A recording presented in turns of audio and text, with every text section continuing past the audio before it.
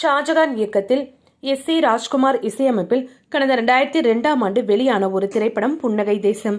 தருண்குமார், குணால் சிங், ஹர்ஷவர்தன், ஸ்னேகா, பிரீதா விஜயகுமார், தாமு என பலர் நடிக்க இந்த படம் வெளியாகியிருந்தது. தங்களது பெற்றோர்கள் திறமையை வெளிக்காட்ட வாய்ப்பு அளிக்காததால் கனவை நோக்கி பயணிக்க சென்னை வருகிறார்கள் 3 நண்பர்கள். அவர்கள் வாழ்க்கையில் சாதிக்க 4வது ஒரு நண்பர் உதவுகிறார். அவரால் கனவை நோக்கி பயணிக்க சென்னை வந்தவர்கள் சாதிக்கிறார்கள். இதுதான் இந்த படத்தின் முக்கிய கதையாக அமைந்தது. இந்த படத்தின் செல்வம் கதாபாத்திரத்தில் நடித்தவர்தான் ஹர்ஷவர்தன். பழம்பெரும் நடிகர் ரவிச்சந்திரனின் மகனான இவர் மந்திரன், புன்னகை தேசம், மானசீக காதல் போன்ற படங்களில் நாயகனாக நடித்துள்ளார்.